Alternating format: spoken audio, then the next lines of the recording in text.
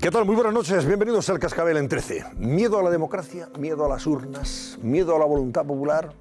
Todo eso parece que denotan Pedro Sánchez y su muleta parlamentaria, Pablo Iglesias, cuando se agarran al palo ardiendo de una triquiñuela, legal o no, ya veremos en qué acaba esta cosa, para eludir la mayoría absoluta del Partido Popular en el Senado y sacar adelante sus planes expansivos de más gasto público y de más impuestos a toche y moche para compensarlo.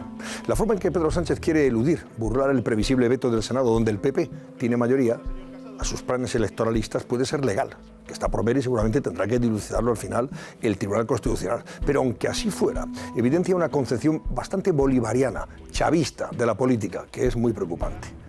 Como por ejemplo el hecho de que la mayoría del PP en la Cámara Alta, conseguida en las urnas, votada democráticamente por todos los españoles en las últimas elecciones, esté obstaculizando sus planes políticos, pues eso se lo salta a la torera y anula al Senado. Ahora, me estorba, me lo cargo.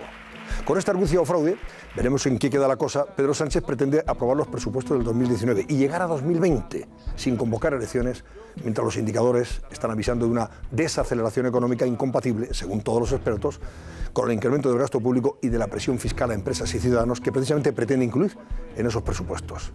En estas circunstancias, como le pedía hoy Pablo Casado en el Congreso, lo aconsejable y urgente sería que Sánchez convocara elecciones, que fueran los ciudadanos quienes decidieran en las urnas si quieren o no el trágala de unos presupuestos aprobados por un gobierno de 84 diputados sustentado en el populismo de Podemos y en el separatismo, como el gobierno actual.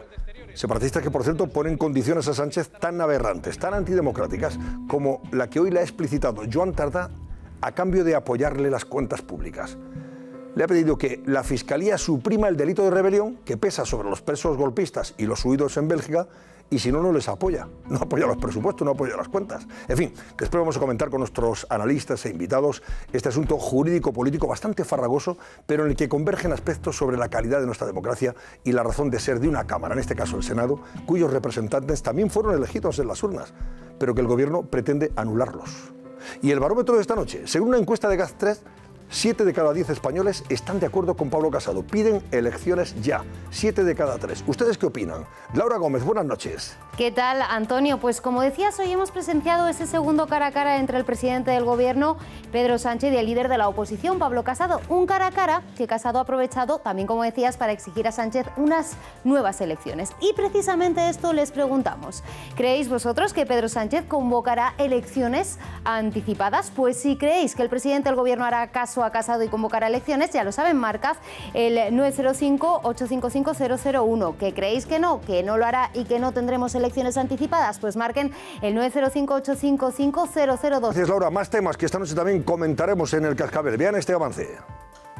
El coste de la luz se dispara y las cifras alcanzan máximos históricos. Alarma entre los usuarios por un incremento de la factura que no parece tener fin. Un problema que el Gobierno intenta resolver. La suspensión, y digo suspensión, del impuesto del 7% a la generación. ¿Serán suficientes estas medidas? ¿Cómo afectará al precio de la luz? Todos los detalles esta noche en el Cascabel. Vamos a reabrir las delegaciones en una ciudad norteamericana y en las grandes ciudades de la Unión Europea. Nuevo desafío al Gobierno. Tras el fin del 155, los independentistas reactivan sus embajadas en el extranjero. Los próximos días será Londres, después Italia y Suiza. ¿Cuándo va a presentar el Gobierno el recurso contra la reapertura de las llamadas embajadas catalanas? En los próximos. ¿Podrá pararlo el Gobierno? ¿Usarán estas embajadas para vender propaganda separatista? ¿Las pagaremos con nuestros impuestos? Los datos del último desafío independentista esta noche en el Cascabel.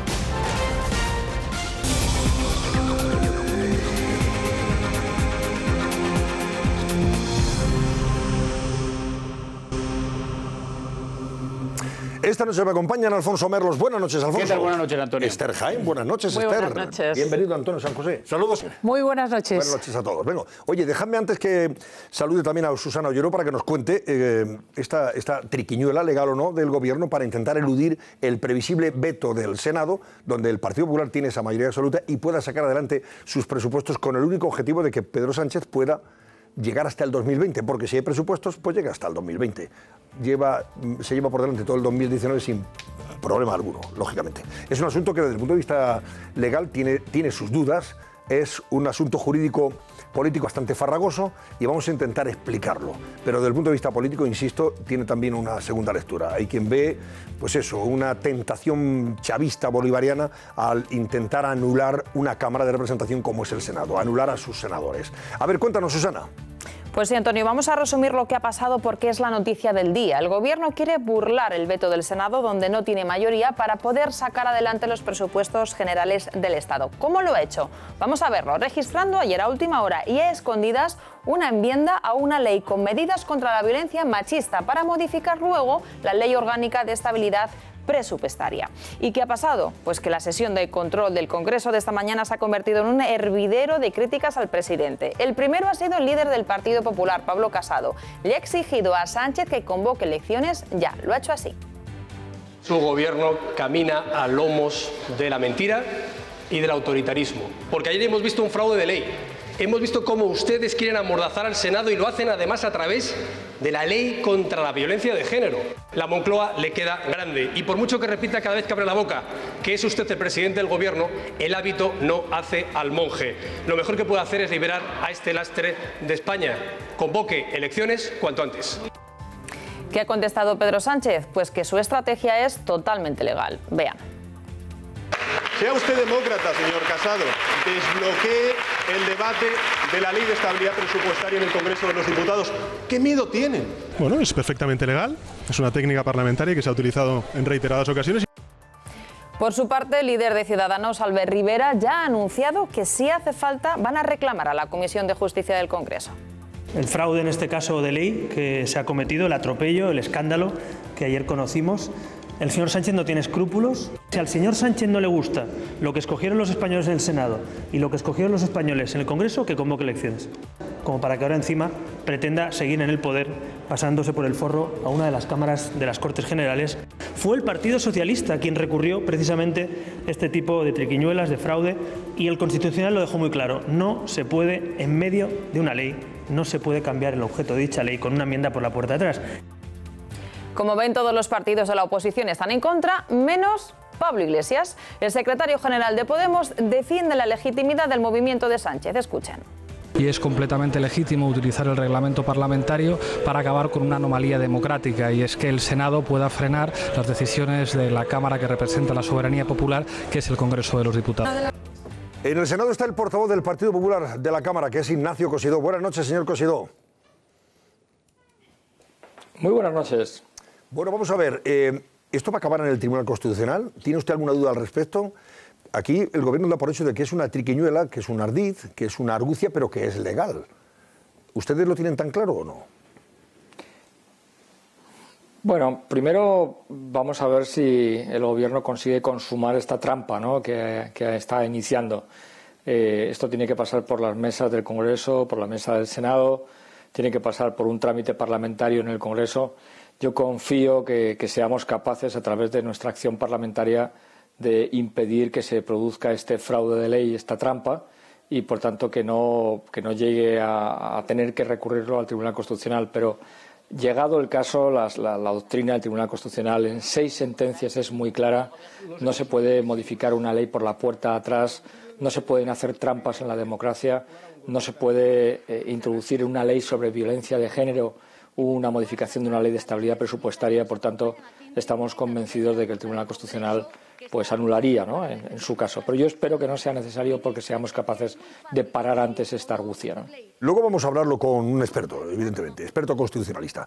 Pero desde el punto de vista político, esto lo que deja es en evidencia al Senado, vamos, deja a la Cámara tocada, en una situación realmente inane, si se me permite la expresión. Siempre se ha dudado sobre la funcionalidad de la Cámara Alta, y ahora a partir de este momento dice, hombre, si para lo poco que tiene que, en fin, ofrecer desde el punto de vista político en el curso de la legislatura también se le impide, se le veta, los senadores quedan ahí como, en fin, meros muñecos, o sea que no sirven para nada. Bueno, este Gobierno desde el minuto 1, desde la moción de censura, ha intentado por todos los medios desactivar al Senado, silenciarlo, eliminar su capacidad de control del Gobierno, porque es verdad que en el Senado hay una mayoría clara del Partido Popular, es una mayoría que tiene las ideas muy claras, que en lo que se refiere a la unidad de España, en lo que se refiere a la defensa de nuestras libertades, en lo que se refiere a mantener pues la senda de crecimiento económico y de creación de empleo que hemos tenido en estos últimos años, pues va a ser absolutamente inflexible. Por tanto, el Gobierno entiende que eso es un obstáculo pues a muchos de los disparates, a muchas de las políticas equivocadas que ellos quieren llevar a cabo, y por tanto desde el minuto uno su interés ha sido tratar de silenciar y de obviar a esta Cámara, pero ya hemos hecho un recurso en lo que se refiere a la elección de Radio Televisión Española. Lo haremos si se produce un intento por parte del Gobierno de saltarse el control del Senado sobre el techo de gasto, y utilizaremos toda nuestra capacidad política parlamentaria y también todos los instrumentos jurídicos para defender la democracia parlamentaria, porque no es defender el Senado, es defender la capacidad del Parlamento, que en España es bicameral, para controlar al Gobierno. Y lo que el Gobierno quiere es sustraerse de ese control, como es muy propio de los regímenes autoritarios. A propósito de control al Gobierno, señor Cosidó, lo que sí han registrado ustedes ya es una petición de comparecencia del presidente del Gobierno en relación con su tesis. Ustedes quieren que se explique en el Senado, allí sí tienen mayoría y pueden hacerlo, que se explique sobre su tesis doctoral en la Cámara Alta, no en el Congreso, donde los socios no han querido. ¿Lo han conseguido? ¿Lo van a conseguir? Bueno, el señor Sánchez tuvo durante muchos años escondida su tesis doctoral. Ahora ha querido evadirse del control que le había planteado el Congreso de los Diputados, pero indudablemente no va a ser capaz de eludir el control del Senado, porque la mayoría parlamentaria que tiene el Partido Popular le va a exigir que comparezca y le va a exigir que aclare, primero, si realmente hay plagio o no en esa tesis doctoral. Segundo, quién es el verdadero autor de esa tesis, porque hay serias dudas. Y en tercer lugar, si hubo algunos miembros del tribunal de esa tesis que participaron en la propia elaboración de la tesis, algo que estaba expresamente prohibido por la universidad, ¿no? Por tanto, el señor Sánchez va a tener que comparecer, va a tener que aclarar esto en sede parlamentaria ante todos los españoles, porque creo que es muy importante que para mantener la confianza en un presidente del Gobierno, los españoles tengan la seguridad de que el presidente del Gobierno dice la verdad. Y por tanto, eso es lo que vamos a contrastar y lo que vamos a exigir en el Senado. No, y además, ya no solamente la tesis en sí, sino el hecho de que las dos herramientas antiplagio que se han utilizado estén bajo sospecha porque los responsables de esas dos herramientas, de esas dos empresas, hayan cuestionado el informe que el Gobierno presentó, asegurando a los medios, la mañana en que la tesis se hizo pública, que no había ninguna evidencia de plagio, o por lo menos que lo que ellos habían detectado era un 13%, creo, un 12% por un lado y por otro un 0,96%. Y ambas empresas están ahora cuestionando esos datos. Hablan de posible manipulación de alguien en la Moncloa que no hizo bien las cosas. Eso también sería objeto de pregunta, me imagino, y de interés, ¿no? Pues mire, todos los españoles recuerdan muy bien que en el debate de la moción de censura el señor Sánchez planteó como modelo Alemania, donde un ministro había dimitido porque había plagiado su tesis doctoral. Bueno, yo le puedo decir que el porcentaje de plagio que había en la tesis doctoral de aquel ministro en Alemania que dimitió es menor que el porcentaje de plagio que tiene el señor Sánchez. Por tanto, es el propio señor Sánchez el que se ha puesto el estándar de lo que es admisible y lo que no es admisible en una democracia avanzada como es la alemana o como es la española.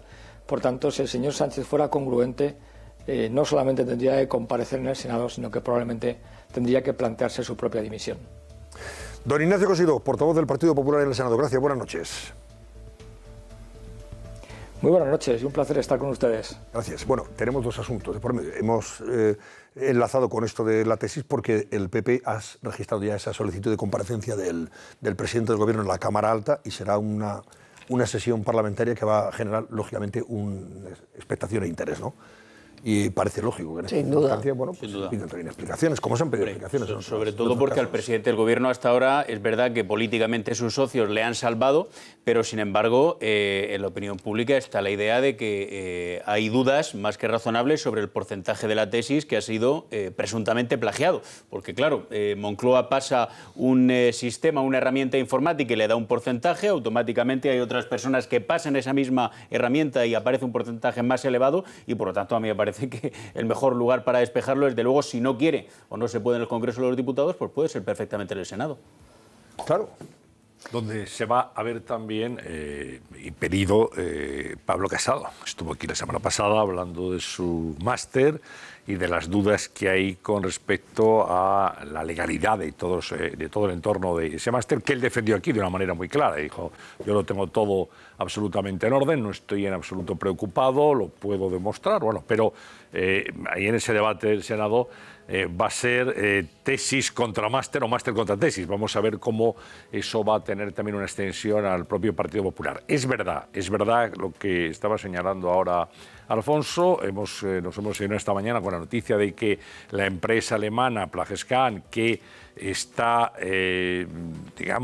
habilitando una herramienta para detectar el fraude, ha pasado esa herramienta por la tesis del presidente del gobierno sin filtros y dice que el porcentaje de coincidencias no es el que dio Moncloa, sino que es mayor. Bueno, lo veremos. Hay una información además que se está difundiendo esta noche también y que hace referencia al libro posterior a la tesis que escribe Pedro Sánchez con Carlos Ocaña y que al parecer tiene más que párrafos, tiene páginas enteras de alguna intervención del embajador de España en Australia. Es decir, es que parece que aquí se ha copiado de todos los sitios. Vamos a verlo, yo creo que habrá que determinarlo, pero ese debate yo creo que también tiene un cierto riesgo para el Partido Popular. Hombre, yo creo que tiene un riesgo enorme, porque aunque el Partido Popular tiene y está utilizando la mayoría en el Senado para llevar a rastras a Pedro Sánchez, del que le han librado sus... No socios, pero no, bueno, porque socios... No, tú les dices socios y ellos te dicen socio no soy. Como si lo fueran, no obstante. Pero claro, es que lo que vamos a ver, espero que con algo más de estilo de lo que vimos en la comparecencia de José María Aznar, lo que vamos a ver es un pim pam pum. Es decir, aquí el único que puede salir beneficiado y no tiene vela en este entierro, porque no tiene en el Senado, es Albert Rivera. Es Albert Rivera, porque aquí se van a destrozar el PP contra el PSOE y el PSOE contra el PP, porque en el momento que le pregunten a Pedro Sánchez dirá, sí, es que aquí debe haber, hay disparidad de si en mi tesis hay más o menos. Es verdad que el ABC dice que plagia y que a ellos les sale que plagia, pero luego sale el Confidencial, El País y Diario.es, que también lo han pasado y le da otro porcentaje. Con matices dicen que no ha plagiado. Cada uno por una cosa. Por tanto, vamos a ver. Es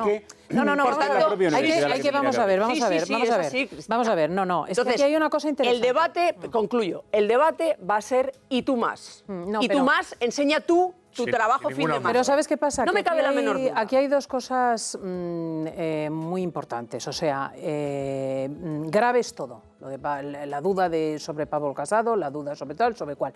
Pero es que el presidente del gobierno es Pedro Sánchez. Entonces, una persona que para añadir a su currículum una determinada denominación es capaz de carecer de escrúpulos, si en lo pequeño es así, ¿cómo podrá ser en lo grande? Esta es la duda que se ha instalado. Entonces, tú decías, no, el gobierno y el país dicen una cosa. No. El gobierno no ha dicho que... El país, el Confidencial... Sí, y ahora déjame explicarte. Y Diario.es. Vamos, de acuerdo con el presidente, había dos instrumentos. Uno daba una cantidad ridícula de plagio y el otro daba un 13%. ¿Por qué dice un 13 el gobierno? Porque el concepto de plagio es a partir del 14. Pero es que el documento alemán de Plagescan habla hoy de un 21. Es una cifra verdaderamente escandalosa. Y yo insisto, o sea, yo no quiero un presidente que mienta con relación a lo que construye en su tesis.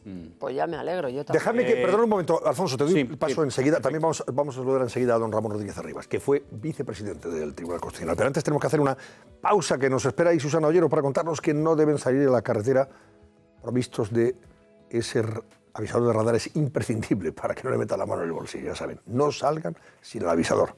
Cuéntanos, Susana.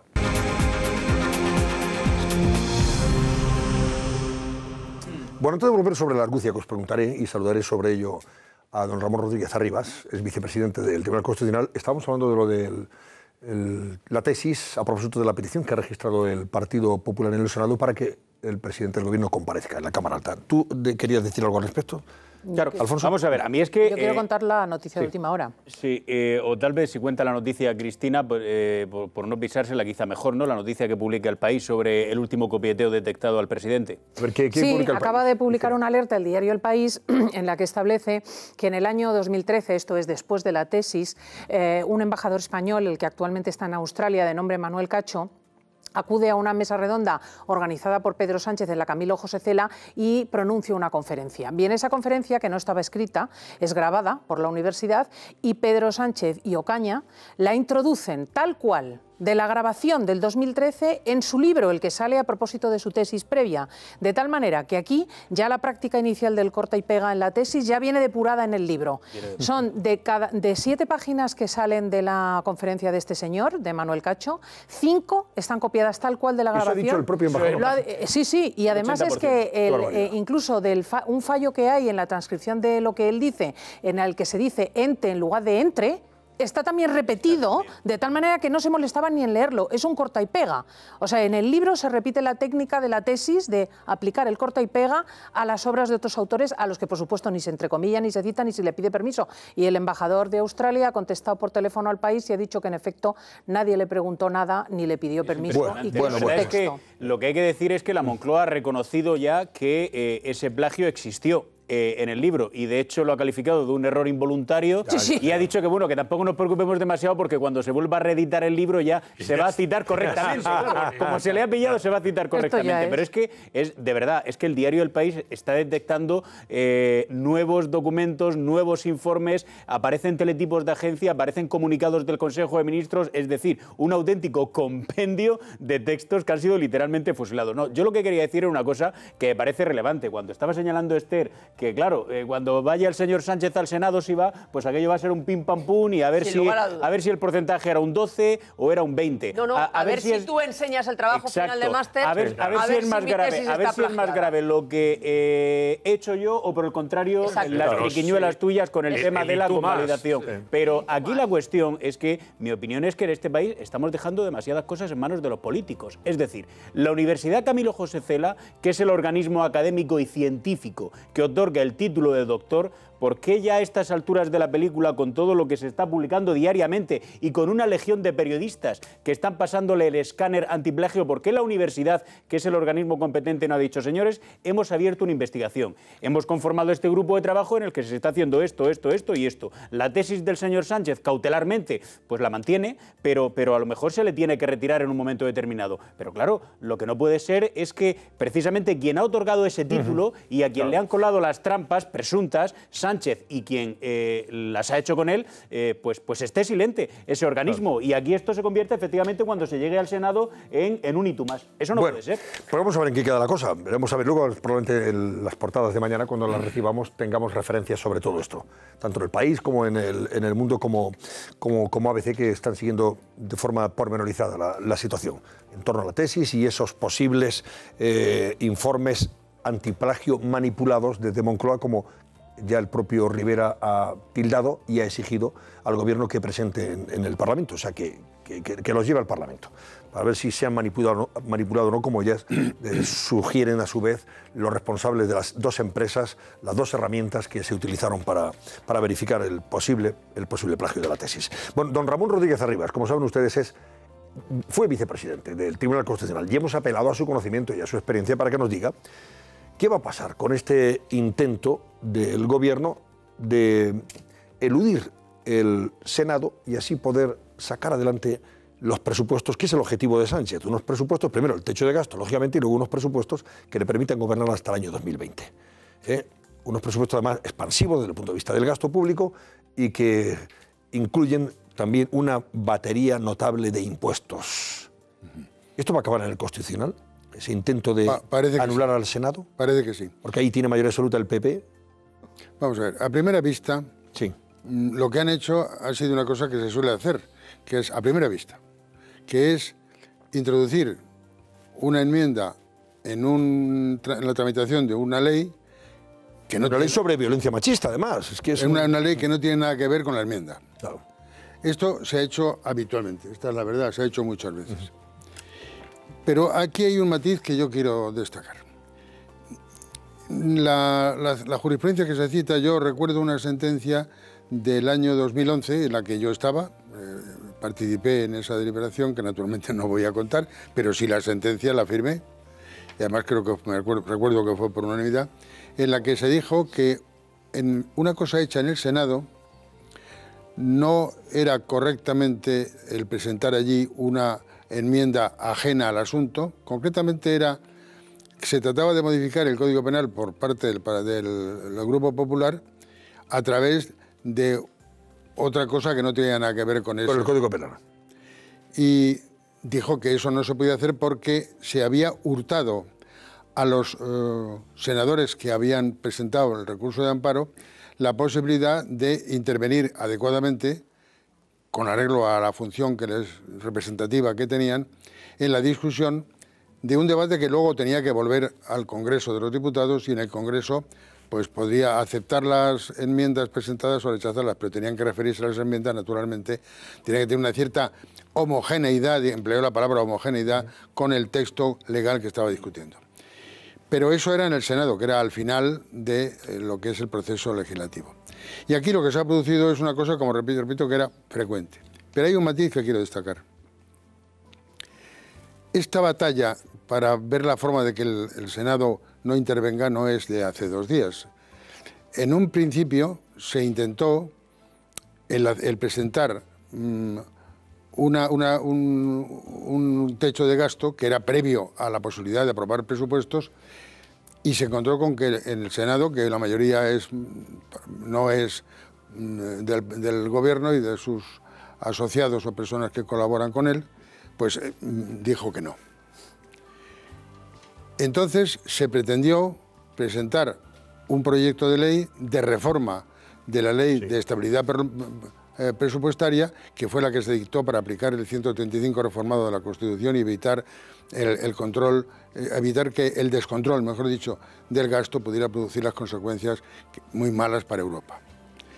Y entonces la mesa del Congreso de los Diputados dijo que no valía el presentar esa reforma por el procedimiento de urgencia, sino que tenía que ser por el procedimiento ordinario.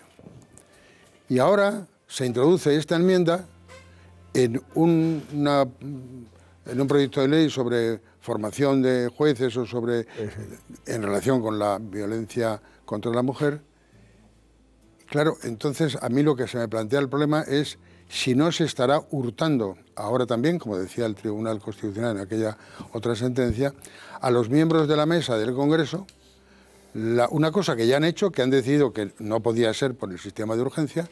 No se estará hurtando esa facultad, ahora introduciendo la posibilidad de que por esta vía quede marginada no ya una resolución que podía dictar, una resolución que ya dictó.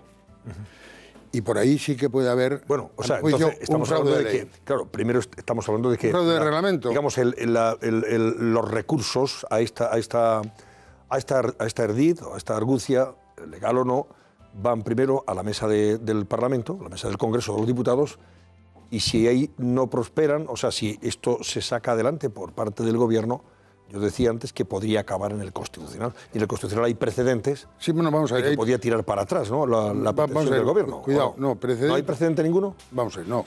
Hay el precedente que he comentado con relación al Senado, pero esto no es un caso igual, salvo en el matiz que lo he destacado. ¿Y usted cree, don Ramón, que esto tiene un pase legal constitucionalmente hablando o no? Ya está. Vamos a ver, no. Esa pregunta es, como dicen los jueces, es capciosa. Habría que analizarlo. Es una trampa. Pero eso es lo que la gente quiere saber, ¿no? No, pero yo les he dicho lo que puede pasar. Lo que pasa porque políticamente lo que no les puedo decir es lo que va a pasar. Sí. Pero, don sí Ramón, les puedo decir lo que puede pasar. Y lo que puede pasar es que los miembros de la mesa del Congreso de los Diputados, que decidieron mayoritariamente que no procedía a hacer esto por el procedimiento de urgencia, es decir, que había que tramitarlo de manera ordinaria como un proyecto de ley normal, pueden presentar, cuando vean que esto sigue adelante, un recurso de amparo, y en ese recurso de amparo, ahí ya no puedo decir más, el Tribunal Constitucional tenga usted la seguridad que hará lo que debe hacer. Don Ramón, pero perdóneme una cuestión gravísima. Es que según aclara hoy el diario El País, el Constitucional,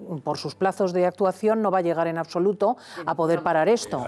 O sea, El País explica claramente que el procedimiento va a ser llevar primero esto a la mesa de comisión, donde va a pasar, porque hay mayoría socialista, después a la mesa grande, a la mesa del Congreso, donde el bloqueo, al parecer, de la mayoría del PP de Ciudadanos no va a ser suficiente, porque existe un precedente de que la mesa de comisión, en caso de duda, se impone sobre el criterio de la mesa grande del Congreso, y después irá al Senado, donde solo se puede obstaculizar el proceso durante 2 meses, de tal manera que tendríamos presupuestos en diciembre o en enero. El Constitucional jamás fallaría en ese plazo. Con lo cual, bueno, eso si luego a posteriori lo hace a buenas horas, mangas verdes, hay que decir, ¿no? Si es en un recurso de inconstitucionalidad, por supuesto.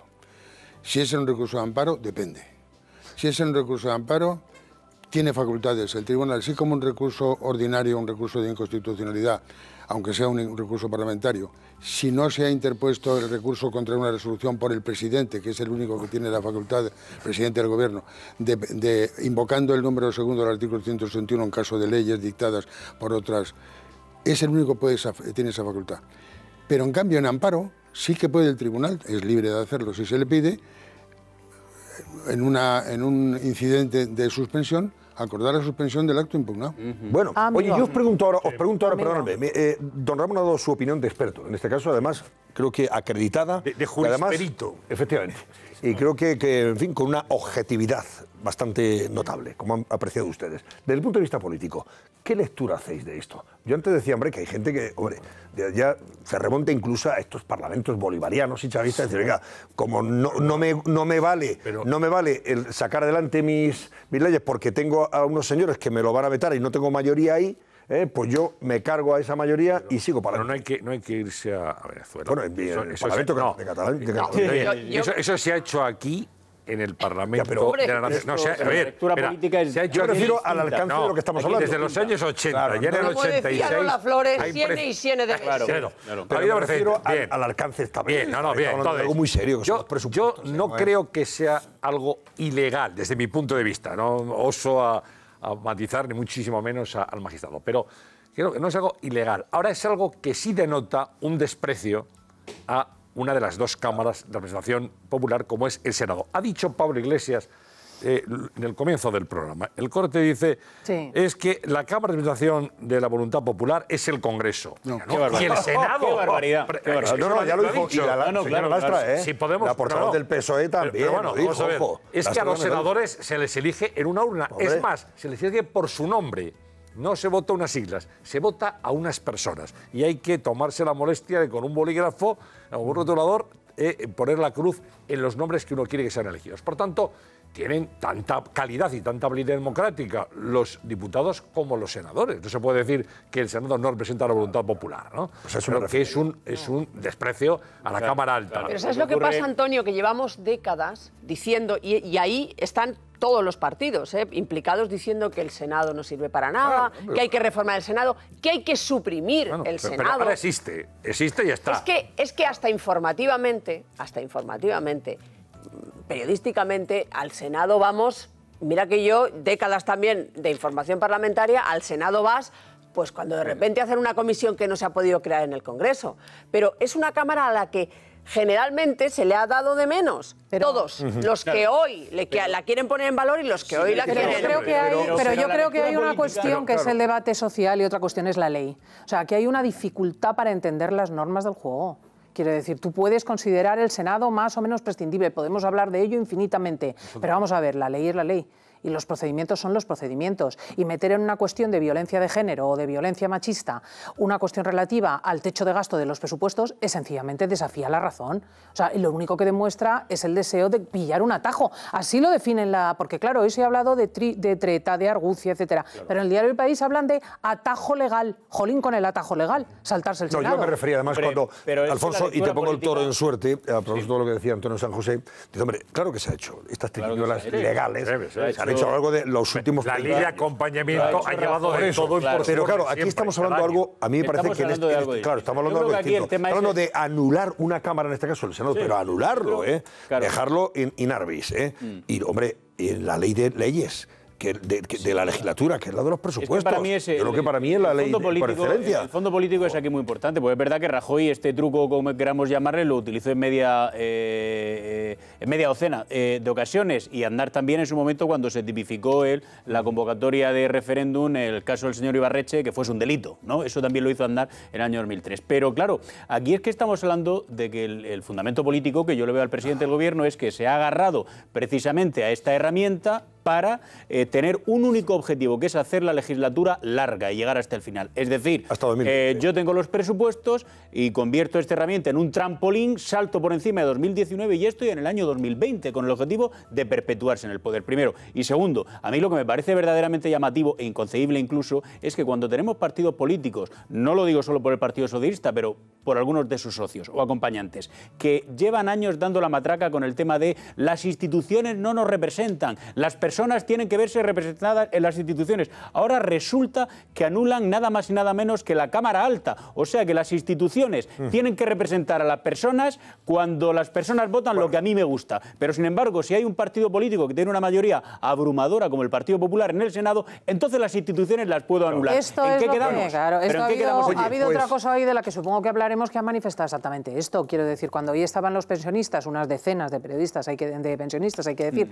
protestando porque no se acompasaban las pensiones al IPC, cosa que el gobierno socialista se niega a hacer, porque dice que las pensiones tienen que pasar por acuerdos del Pacto de Toledo, pues han protestado y han rodeado el Parlamento. Ya se sabe que los parlamentos europeos no se pueden rodear, porque son depositarios del voto del pueblo y por lo tanto son sagrados en ese sentido. Y la policía ha hecho un cordón y entonces estas personas, los manifestantes, pues se han puesto a increpar, a insultar a las policías. Y hete aquí que sale Pablo Iglesias del Congreso y se pone a gritar con los manifestantes en contra de los guardias y diciendo que los iban a agredir a los pobres pensionistas y que esto es una injusticia, etcétera. Bueno, lo que estamos viendo es que se está poniendo en duda las instituciones del Estado. Quiero decir, Pablo Iglesias ha salido a gritar contra la protección parlamentaria y la Cámara es el depósito del voto popular.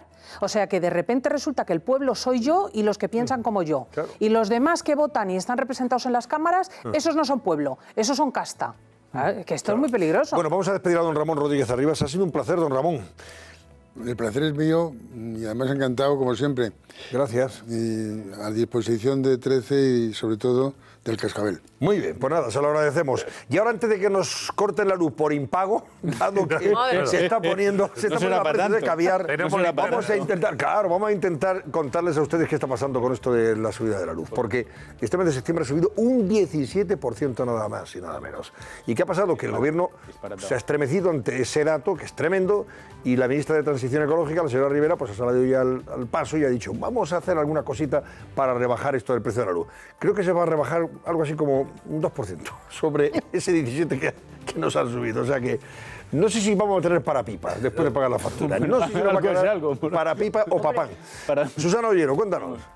Pues sí, Antonio, hemos tenido novedades en la factura de la luz esta misma tarde porque la ministra de Transición Ecológica, Teresa Rivera, ha anunciado en el Congreso que el Gobierno va a suspender el impuesto del 7% a la generación eléctrica como medida de choque para forzar ese descenso en la factura de la luz. Casualmente, el Partido Popular también había propuesto esta semana suspender ese impuesto, pero bueno, así es como lo ha dicho la ministra socialista esta tarde.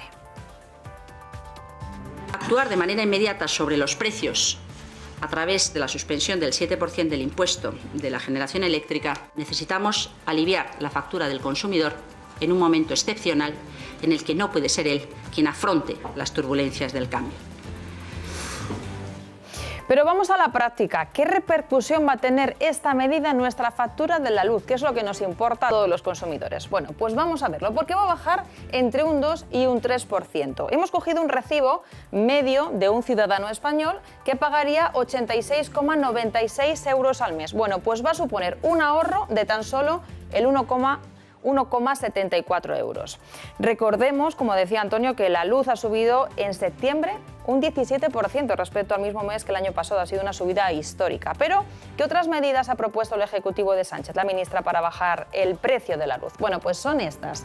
El autoconsumo compartido, recuperar el atractivo para que las inversiones vayan hacia las energías renovables, contratos bilaterales de origen renovable de nuevo y ampliar el actual bono social a la calefacción. Así que, Antonio, el tema se pone caliente, nunca mejor dicho. Sí, y nunca mejor dicho. Gracias, Susana. He visto que efectivamente tengo para comprar bolsa y media de pipas, de las que yo compro. Un eurito me cuesta la bolsa. Oye, pero Antonio, yo he de decir que... O sea, yo he de confesar que soy de esa masa y además mira que ha habido veces y veces que he pedido que me expliquen esto en el programa. Yo no consigo entender ni mi recibo de la luz, ni el procedimiento por el cual alcanza determinado precio. Pero he de decir que si el Gobierno ha conseguido rebajar casi 2 euros la factura, bien está. Bien está. No critiquemos lo que es bueno. Pero tú sabes si tu luz la tienes comprada en el mercado libre o en el regular. No. No lo sabes. Dios me libre. Es que conocemos muchas cosas. Pero hoy me han pasado. Esther tiene la explicación. Hoy me han pasado a través de las redes. Es buenísimo. Una explicación a lo que pasa, una posible explicación. Dice, llueve mucho, sube la luz. Llueve poco, sube la luz. Hace frío, sube la luz. Hace calor, sube la luz. Hay crisis, sube la luz. Hay superávit, sube la luz. Dice, a ver si van a subir la luz porque les sale de los collons y nos la están colando. Pues, efectivamente. Yo creo que sí, que la cosa va por ahí. No, luego es el petróleo, el dólar, en fin, hay muchas... Ahora que si el petróleo ha subido, que si el dólar... Pero precisamente por eso es verdad que con esta rebaja da pues para un par de bolsas de pipas o para un café, pero yo estoy con Cristina realmente. Si llevamos años quejándonos, ¿no?, y poniendo el grito en el cielo porque no hay manera de que baje ni un céntimo el precio de la luz, el Gobierno ha articulado esta fórmula que luego también veremos. Tampoco he escuchado yo a las eléctricas. Si tienen algo que decir, a lo mejor no tiene que decir nada porque estamos hablando de impuestos. De impuestos, con lo cual estarán a favor, absolutamente. Claro, pero luego está la casuística. Vamos a ver en qué circunstancias se puede bajar y en cuáles no. Las eléctricas hacen verdaderas campañas para explicarnos a los periodistas que la factura de la luz son peajes e impuestos. Es que ahí va el carbón, ahí va todo el... ahí va todo. Los huertos solares, los molinillos de viento, ahí va todo lo que nos hemos gastado en los últimos años. Pero en todo caso, todas las yo primas, agradezco que se rebaje, aunque sea un 2% o un 2,5%, y lo agradezco enormemente. Pero esto es un parche a una situación extrema, porque estamos pagando a casi 76 pero luego hay otra medida que vamos a ver en qué queda, otra medida que ha propuesto Ciudadanos, que es la de esa especie de bono social para las personas que tienen especiales dificultades, muchas de ellas mayores, en invierno con la calefacción, para articular algún tipo de apoyo que a mí sí que me parece bastante operativo. Bueno, oye, que vamos a conectar enseguida con Barcelona, porque tenemos a Marco Chiasa presto y dispuesto para contarnos cómo, hombre, la obstinación del separatismo catalán y del gobierno en el que está sustentado es la de seguir abriendo las embajadas. ¿Se acuerdan ustedes de las embajadas? Sí. Esta suerte de legaciones diplomáticas, entre comillas, que han utilizado los separatistas toda la vida, con dinero público, para vender su proyecto rompedor con España, su independencia, su impostura permanente. Bueno, pues después de lo del 155, pues ahora lo vamos a reabrir. Aquello se cerró, pues ahora reabrimos otra vez, porque hay dinerito. Ahora tenemos otra vez dinerito para hacerlo. De eso vamos a hablar enseguida, no se lo pierdan, hasta ahora mismo.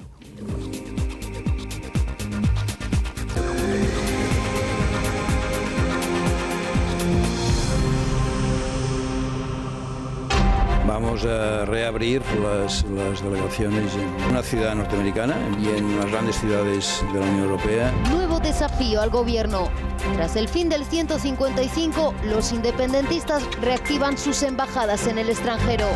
Los próximos días será Londres, después Italia y Suiza. ¿Cuándo va a presentar el gobierno el recurso contra la reapertura de las llamadas embajadas catalanas? En los próximos. ¿Podrá pararlo el gobierno? ¿Usarán estas embajadas para vender propaganda separatista? ¿Las pagaremos con nuestros impuestos? Los datos del último desafío independentista esta noche en el Cascabel. Decía Borrell, dice, en los próximos días. Le falta decir como aquella revista de Hermano Lobo, decía, el año que viene, si Dios quiere, efectivamente. El año que viene, si Dios quiere, sí, sí. Cuando llegue ya han abierto, no una, ni dos, ni tres, van a abrir tropecientas. Van a abrir todas. Pero claro que van a abrir todas. Bueno, os voy a dar las fechas. Déjame que Marco Chiasa nos cuente, precisamente la última que han abierto es la de Berlín, o esa era la previsión. Marco, buenas noches. Hola Antonio, buenas noches. Desde la Consejería de Exteriores, donde efectivamente hoy su líder ha estado en Berlín, Ernest Maragall, reabriendo la embajada catalana en Berlín, la primera que reabren tras la aplicación del artículo 155. De momento lo que prevén desde esta Consejería es ignorar ese recurso que presentará el Ministerio de Exteriores contra la reapertura de embajadas catalanas en el extranjero, y el próximo 27 de septiembre prevén reabrir también la de Londres, la del Reino Unido, también la de Irlanda, la de Roma, la de Ginebra y también las de Estados Unidos y las de Francia. Recordemos que esta consejería fue creada en el año 2016 por Carles Puigdemont con el objetivo de visibilizar en el extranjero el proceso independentista. Gracias, Marco Chiasa. Bueno, pues eso cuesta una pasta. Nos cuesta una pasta, porque eso va con cargo a los presupuestos de todos, es evidente. Irene Sanz, háblanos de ese presupuesto, del coste de todas estas embajadas. Pues sí, comienza la reapertura de las delegaciones catalanas, las conocidas como embajadas, y estos centros tienen un precio. Enseguida lo desvelamos, pero antes vamos a recapitular. Con la aplicación del 155 en Cataluña solo quedó una delegación sin cerrar, es la de Bruselas, la de Relaciones con la Unión Europea. Hoy el conseller Maragall, como nos adelantaba Marco Chiasa, ha sido el encargado de reabrir la de Alemania en Berlín. Y ojo, porque la Generalitat reconoce que tiene pendiente la reapertura de otras delegaciones. Serían la de Reino Unido en Londres, que como nos decía está prevista para el 27 de septiembre, más o menos en una semana, también en Italia, en Suiza, en Francia y en Estados Unidos. Justo allí en Estados Unidos tendrán dos sedes, una en Washington y otra en Nueva York. Pero fíjense ahora en todos los países en los que la Generalitat tuvo oficinas políticas antes de la aplicación del artículo 155. El Gobierno llegó a anunciar su intención de abrir 50 delegaciones y ahora Quim Torra prevé recuperar todas estas embajadas y abrir otras nuevas. ¿Dónde? Pues en Oriente Próximo, también en países del Mediterráneo, en Asia y en América del Sur. Nos preguntamos entonces, ¿cuánto nos cuestan estas delegaciones? ¿Cuánto dinero, recordemos, público? Pues según los presupuestos de la Generalitat son más de 23 millones de euros entre las sedes y el personal. La más cara, por ejemplo, es la de Bruselas, que cuesta más de 1.100.000 euros. Es la más cara, seguida de las sedes de Estados Unidos, las que decíamos antes, de Washington y Nueva York. Y no nos olvidemos, luego está lo que cobra cada representante, cada embajador. Cobra más de 81.000 euros al año. Eso es algo más que el presidente del Gobierno, Antonio. Muy bien, Irene. Bueno, ahí tenemos a la hermana de Guardiola, que estaba, claro, feliz en su día. Abuelito que, en fin. Oye, pero espera. 81.000 euros y al señor Guardiola defendiendo, claro, todo el moño este. 81.000 euros el embajador o embajadora. Añádele... Claro. El personal auxiliar, secretarios, el personal técnico, o sea, porque al final son delegaciones supuestamente comerciales, yo lo que me pregunto es, son políticas, obviamente. ¿Vosotros creéis que el gobierno del señor Sánchez va a recurrir esto? Pues claro, esto... Pero que no, hombre, que no, que esto está pactado. Pero si es que el problema es que nos encontramos con un gobierno que está apoyado en los nacionalistas y en Podemos, y todo esto está pactado. Entonces se le ha dicho claramente, bueno, ustedes celebren lo del 1 de octubre o del 27 de octubre, pero nosotros vamos a presupuestos con su ayuda.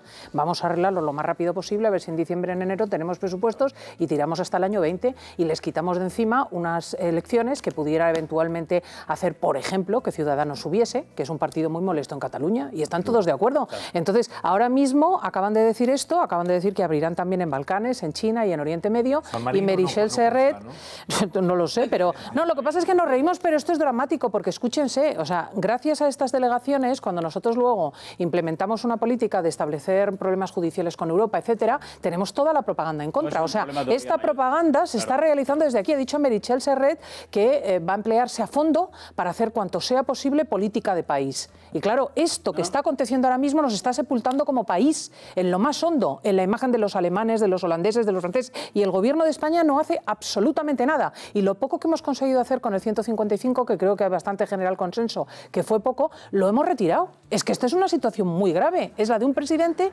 que, con tal de seguir en el poder, es capaz de conceder todo a los nacionalistas y a Podemos. El gobierno debería hacer, por supuesto, pero yo no tengo nada claro que no va a hacer nada. Algo. Es decir, más bien pienso lo contrario, y más bien pienso que se va a quedar mirando. Claro, la pregunta es, ¿qué es lo que tiene que ocurrir realmente para que el gobierno le diga al señor Torra, basta ya, hasta aquí hemos llegado y esta serie de cosas no se pueden hacer porque muchas de ellas fueron las que llevaron a la aplicación del artículo 155. Primero. Y la segunda cuestión, hombre, yo no lo afirmo de manera tan categórica como los portavoces del Partido Popular que aseguran que aquí hay un pacto oculto, tal, pero, hombre, también es cierto que el señor Sánchez fue aupado al poder, que hizo una serie de negociaciones, es verdad que exprés con los separatistas, y las conclusiones que alcanzaron en esas negociaciones o los acuerdos que hicieron, pues también los desconocemos. Por lo tanto, yo no sé si algo hubo en esta materia, pero la ofensiva es amplísima. Esto no es que voy a abrir 3 o 4 embajadas para tomar un poco de oxígeno, hay una ofensiva en toda regla, lo estamos viendo en el mapa, son decenas de embajadas, y esto tiene poco que ver con una oficina comercial,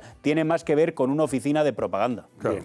Digamos que la suspensión de estas llamadas embajadas se hizo en virtud de la aplicación del artículo 155, que tenía un tiempo tasado. Es verdad que en el artículo 155 había convocatoria de elecciones y se retiraba el 155. Por tanto, al decaer el 155, tal y como se había previsto, vuelven a surgir estas supuestas embajadas. A mí me cuesta mucho pensar que el gobierno, que Josep Borrell, ministro de Exteriores, no va a presentar recursos. Yo no lo he visto muy entusiasmado, cuando la yo creo que no puedo hacer otra cosa. Vamos a ver, es que no puedo pensar otra cosa. Hay que distinguir lo que es tener una oficina comercial que utilizan como embajada. Claro. No es lo mismo. Tener casales es como la Casa del Pueblo, algo así, en el exterior, que tienen 90 y tantos, ha tenido Cataluña. Que no es una embajada, es el uso que le dan. Es decir, el gobierno tiene que medir mucho lo que hace, porque tú no puedes recurrir o no puedes ir contra un casal. ¿Pero qué uso le van a dar? Tienes que tener la certeza... Tenemos más mili que el No, lo que nosotros tenemos... Perdóname, pero lo que nosotros tenemos es la sospecha, bastante certera, pero es la sospecha, el momento de que lo van a utilizar para hacer política sospecha exterior. Basada en hechos, claro. Entonces, lo que tiene que hacer el gobierno es, en el momento que vea que se hace política exterior, cosa que está terminantemente prohibido en cualquiera de estos centros, cerrarlo. Ahora, es difícil y hay que currárselo. Claro. No lo verán tus... Oye, vamos a ver, que tengo ya aquí a Ángel Expósito, que ha apagado su linterna hace 8 minutos en la cadena COPE y nos visita como cada noche a esta hora. Buenas noches, Ángel. ¿Qué tal? Y entonces nada, le voy a felicitar a Ángel porque ha sido merecedor del premio José Luis Gago. José Luis Gago fue una persona muy querida por todos los trabajadores del grupo COPE, pasados y presentes. El hombre de verdad más querido. Además nos casó a algunos, ¿eh? Algunos casó e incluso bautizó a todo algunos. Todo el mundo comete errores. Sí, a mucho. Entonces, este premio lo que hace es, bueno, pues de alguna forma ponderar el trabajo de los profesionales de COPE como eso te iba a decir. El premio, que difunde el humanismo cristiano. El premio no era yo. El premio era a un programa que hicimos en la tarde de COPE el año pasado, que te lo contaba aquí anoche, que fue el programa en el puente Simón Bolívar en Cúcuta, la frontera con Venezuela. Elena Grandal, Rubén Corral, Sergio Jiménez en la técnica, John Uriarte y yo nos fuimos para allá el año pasado. Pues enhorabuena. Y, bueno, la verdad encanta. Yo no sabía que existía este premio. Que estamos muy contentos. Es la segunda edición. De que lleve el nombre de José Luis Gago. Y el premio, en la medida que se puede, no digo cuánto, vamos a ayudar a ese comedor que te hablamos ayer, o unos cuantos miles de comidas más van a poder dar con el premio. O sea que estamos encantados. Pues muy bien, felicidades, Ángel. Oye, bueno, vamos a ver, claves del día. Claves, venga. Habéis hablado de lo que trae el país mañana. Venga, mira, recuerda, refrescalo la memoria. No, pero refrescalo la memoria. Titulado del libro, pero traigo detalles. Embajador. Traigo detalles. Refresca la memoria. Muy que me interesa mucho. Va a ser, no sé si tanto más grave que lo de la tesis, pero ojito, ¿eh? O sea, publica Manuel Cacho, el diplomático Manuel Cacho, actual embajador en Australia, viejo amigo, yo le conocí incluso estando en Cuba, y siendo director general de la OID. Es verdad. Cacho estuvo director de la OID con Moratinos. Bueno, hace una conferencia, curiosamente, en la Camilo José Cela, año 2013. Esa conferencia sobre comercio internacional, etcétera, etcétera. Diplomacia, lo mismo que la tesis. A los 9 meses... Que organiza Pedro Sánchez, la conferencia. Sí, lo cuentas ahí. A los 9 meses sale el libro, firmado por Sánchez Ocaña, Ocaña Sánchez. Bien, hay párrafos, en concreto casi 500 palabras, literales de aquel discurso. Pero es que incluso en la transcripción del discurso dice, hay que establecer relaciones entre unos países y otros. Errata. En el libro meten la rata. En el libro meten ente en lugar de preposición entre. Bien. La literalidad por lo mejor es la reacción de Moncloa que publica El País mañana. ¿Ah, sí? A ver. Sí, Moncloa dice: se trata de un error involuntario, coño, con la rata, pero los coautores, entre ellos el presidente del gobierno, porque eran dos, se comprometen a subsanarlo en el más breve plazo posible. ¿Qué menos? Sí, pero es que cuando uno ve la información dice que se comprometen a subsanarlos en siguientes ediciones. Como si fuera el premio Planeta. Es el premio Planeta. Pero ¿Se creen que es un libro de Pérez Reverte? Pero bueno, es maravilloso. Qué desahogo, Dios mío. Maravilloso. Qué desahogo. Nos reímos porque es para llorar.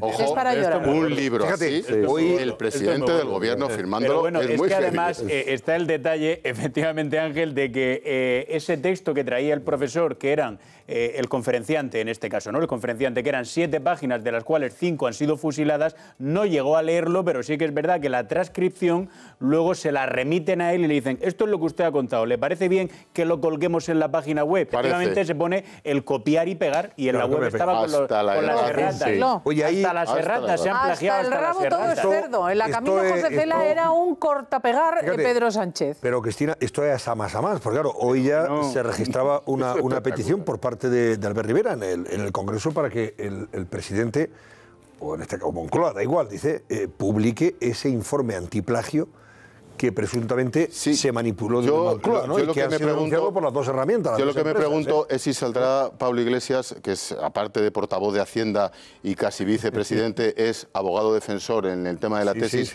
si saldrá también dando lecciones de ética periodística, ¿qué hora es?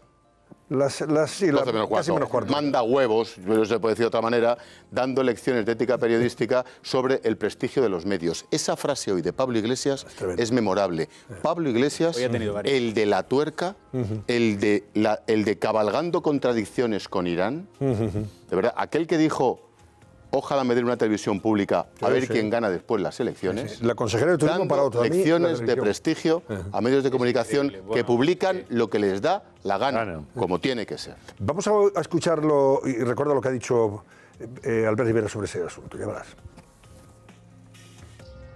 Ante la información directa de la empresa que protesta y pide que se publique el informe, le pedimos a Moncloa que haga público íntegro el informe. Ya ocultaron la tesis. Luego hicieron pública la tesis. Estamos sabiendo que han fusilado documentos previamente presentados, han fusilado PowerPoints del ministro de Industria, han fusilado documentos de la Secretaría de Comercio. En definitiva, todo pinta que hay un fraude en la tesis de Sánchez. Pues cuando en las próximas horas se lea esta información del País en su portada de mañana, el libro mañana y rueda de prensa. Claro, el libro de Pedro Sánchez y Carlos Ocaña copia párrafos de una conferencia. Vamos, copia casi la conferencia del embajador. En concreto, el párrafo que yo he visto, el de la rata, son 400 y pico palabras. 400 y pico palabras. Joder. Pues eso son unos cuantos espectacular. Folios. Madre mía. En fin, que esto no acaba aquí, desde luego, está claro. No. Bueno, Ángel, ¿algo más del día? Únicamente en este tipo de tertulias, y en mi programa el primero, hablamos poco de cultura y poco de historia, seguramente, y deberíamos hacerlo mucho más. Permitidme una cita, lo que me hacen unos amiguetes y tengo que decirlo. En el Museo Naval, aquí en la esquina, que es uno de los museos más bonitos de España, solo las miniaturas, bueno, es maravilloso. ¿Sabéis lo que se expone entre el 21 de septiembre y el 21 de octubre? La bandera rojigualda, la bandera de España más antigua que se conserva. 9 años después de que se instituyera la rojigualda como bandera de la Armada y luego se constituyera por Carlos III, Carlos III. bandera de España, la Armada. Esa bandera que se expone, que tiene 26 metros cuadrados, era la bandera del buque Príncipe de Asturias, de la Armada Española. Y se expone en el Museo Naval. Me parece tan bonita la historia con la que está cayendo, que digo, hay que empujar, hay que gran animar. sugerencia, entre otras cosas, para bonita, todos aquellos que todavía hay muchos, y militan en esos aledaños de Podemos, la mayoría de ellos, que todavía se creen que esto es cosa de Franco. Y fue Franco el que pintó el rojo y el amarillo. 1785. Ah, bien. Pues fíjate. Gracias, Ángel Expósito. Hasta mañana a las 7 de la tarde. Hasta mañana. La linterna en la cadena COPE. Oíd a Joan Tardá. Joan Tardá, fijaos. Hoy dice, sí, a lo mejor tenemos que apoyar al gobierno en esto de las cuentas públicas, en los presupuestos generales del Estado. Pero vamos, que le pide al fiscal general del Estado que retire la acusación de rebelión para negociar los presupuestos. O sea, si retira el delito de rebelión le pide al gobierno de los que golpistas que están presos y huidos, entonces sí apoyan las cuentas públicas. Señor Sánchez, dígale usted al fiscal general del Estado que retire el delito de rebelión. Separación de poderes. Separación de poderes, esto entienden perfectamente. Oídlo. Forma parte de su estrategia. Fíjese, si usted, por ejemplo, no insta a la fiscal general del Estado a retirar la acusación de rebelión, ¿cómo será posible, por ejemplo, pactar los presupuestos? Casi es un imposible. ¿Y esto que es un brindis al sol? Esto es... No, es que Esto forma parte de la estrategia Sí. del independentismo. Es decir, el independentismo que explica a su parroquia que esto es un totum revolutum, que aquí no hay separación de poderes y que poco más o menos que los presidentes del gobierno de España, que el Estado español es tan corrupto que se levanta un teléfono y se le dice a un juez lo que tiene que hacer, etcétera, etcétera. Eso está en el imaginario de la parroquia de Tardá, entre otros. Piensan que es así. Están convencidos de que se puede hacer eso. Tardá sabe perfectamente que eso no se puede hacer, pero sabe perfectamente que si en la tribuna del Congreso dice eso, agita las masas. Usted llame al fiscal y dígale, ya está. Usted haga su gestión, que ya veremos si le apoyamos. A mí lo que me gusta es el planteamiento... Hoy, los propios compañeros del independentismo decían, bueno, ya sabes cómo es Tardá. No ha dicho casi, no ha dicho que sea imposible. Pero fíjate, Sí, pero mira cómo lo vincula, no lo vincula a otra cosa más que a la cuestión de los presupuestos, que es una forma de decir que no lo vais a hacer. Pues lo apoyo. Bueno, pues lo negociamos otra vez. Quiero decir, vosotros queréis apoyo en los presupuestos, nosotros queremos esto, que es imposible. ¿Qué podéis darnos en lugar de esto? ¿Una embajada en Sebastopol? ¿Una embajada en los Balcanes? No embajades, no recurrir. Pero si realmente que el señor Tardá realmente le pide al presidente del gobierno que le está pidiendo al presidente del gobierno que se corrompa y que coja a la fiscalía y le diga al fiscal, señor, usted tiene que hacer esto y esto y esto. A mí me parece que va un poco en el sueldo del señor Tardá. Ahora bien, lo que sí que he hecho en falta es una respuesta sólida y contundente del presidente del gobierno y que le diga, esto no funciona de esta manera, señor Tardá. Primero, aquí hay separación de poderes. Y segundo, en España pues hay unas personas que se llaman jueces, que son profesionales, hay unos fiscales y estas personas, como entienden que hay unos políticos que han hecho presuntamente gravísimos delitos y hay una serie de riesgos, se tienen que quedar en la cárcel. Se ponga el presidente del gobierno, que soy yo, patas arriba o patas abajo. Pero claro, el silencio de Sánchez es verdaderamente estremecedor. ¿Qué tiene que pasar para que el presidente del gobierno diga no?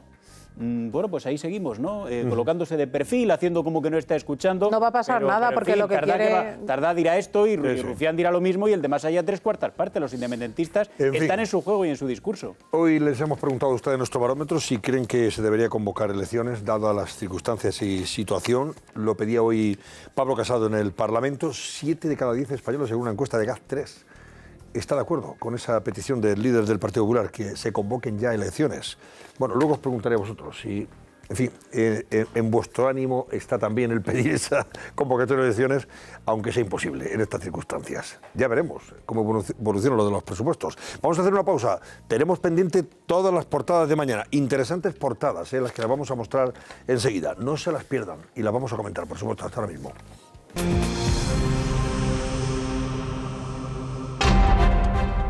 El Cascabel les trae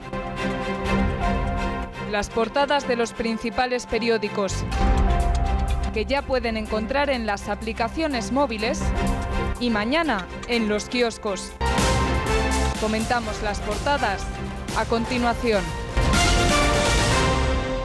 Enseguida vamos a mostrarles esas portadas, pero antes quiero que veáis este rifirrafe que ha protagonizado la ministra de Defensa, Margarita Robles, y el diputado del Partido Popular, Ricardo Tarno, hoy en el Congreso, a propósito de esto de las bombas inteligentes, madre mía, guiadas por láser, que primero la ministra dijo que no le iban a vender a Arabia Saudí, que como saben, en represalia por esa negativa ya Arabia Saudí amenazó con decirle al gobierno español que se metiera las corbetas por donde le cupiera, esas corbetas que se están construyendo en Navantia, en San Fernando, en Cádiz. Al final da marcha atrás la ministra, porque además el presidente la reconviene, le dice, no, esto se va se va a vender y esto, en fin, una decisión que tomó la ministra que se pasó. Sí, se pasó un poquito. No tuvo en cuenta. No tuvo en cuenta que esto es el negocio y el dinero, claro, y hay un contrato muy importante y no podemos dejar en el paro un montón de gente en Cádiz por esta historia, por esta broma. Total, que el Partido Popular ha preguntado a la ministra a través de Ricardo Tarno y vean ustedes lo que se han dicho una y otro. Vean. En ningún momento habrá oído de mí una sola crítica pública a mis antecesores, porque creo que cuando hablamos del Ministerio de Defensa, cuando hablamos de políticas de seguridad, tenemos que tener sentido de Estado. Y yo le pido ese sentido. Parece ser que son inteligentes. Y a usted le falta inteligencia en esta actuación. Silencio. A lo mejor a usted había que instalar el láser de las bombas para que no siga equivocándose. Bueno, pues ese ha sido el momento en el Hombre, que yo encuentro muy zafia la intervención del diputado del PP. Tarno ha quedado como una letra de pensamiento. Pero lo cierto es que el problema no lo tiene, como decía el diputado del PP, Margarita Robles, con la oposición. Lo tiene con su propio partido. Porque, claro, con su propio gobierno. O sea, el problema fue cuando la ministra nos tomó por tontos a todos diciéndonos que estas bombas no iban a matar yemeníes porque eran inteligentes. No, señora, es exactamente lo que van a matar. O sea, aquella especialidad de los saudíes es intervenir en Oriente Medio, entre otras cosas, en la península arábiga, matando yemeníes y misioneros yemeníes. Y eso es exactamente lo que van a hacer estas bombas. Entonces, claro, tomar por tontos a los españoles sencillamente es un ridículo absoluto. Bueno, pero que en cualquier caso lo que peor le sentó a la propia ministra fueron las palabras de Sánchez. Aunque ella ha dicho... Es que el gobierno criticando su gobierno está dando posición en este asunto. Unas muestras de hecho, ella no estuvo al día siguiente en el acto de la Casa de Narices. De los 100 días. Claro, lo que pasa es que el gobierno está dando muestras en varios episodios ya, en poco tiempo, pero en varios episodios, primero de muestras de descoordinación bastante serias entre el presidente y algunos de los ministros. Y segundo, de improvisación. Es decir, me da lo mismo que sea el tema de la guerra al diésel, que sea sumar los restos de Franco, que sea el tema de las bombas a Arabia Saudí. Lo que tú no puedes hacer es anunciar una decisión cuando no es firme, porque luego tienes que corregirla, luego le tienes que preguntar a no sé quién, luego no lo habías hablado con el presidente. Entonces, el tema Arabia Saudí, pues ciertamente, nos guste o no nos guste, que seguramente no nos gustará mucho, pero España le vende armamento a países que son democracias y a países que no son democracias. Y eso ha ocurrido ahora, hace 10 años, 20, 30 y 40. Y seguramente ocurrirá dentro de 10 años. Entonces, claro, emplear, digamos, argumentos de naturaleza populista o fáciles en materia de seguridad y defensa, pues es un camino que tiene los pasos muy contados, es un camino muy corto. En todo caso es un problema de coordinación, es que el gobierno ha aterrizado, pues eso, cada uno en su ministerio y se ha puesto a hacer la política por su cuenta. Y luego, claro, y cada uno va haciendo lo que cree que tiene que hacer y después hay un interés general, ¿no? El presidente, que esto es lo que ha ocurrido en este caso, es decir, Margarita Robles en su momento dice, oye, pues no se vende armas porque me parece, y a mí me parece muy bien. Y a mí me parece muy bien, pero claro, automáticamente... Claro, eso pone en riesgo un contrato... ¿Cómo un contrato? No solo un contrato, porque aquí se ha hablado... trabajo de miles de personas. Aquí se ha hablado de Navantia, pero hay más cosas. Hay un AVE...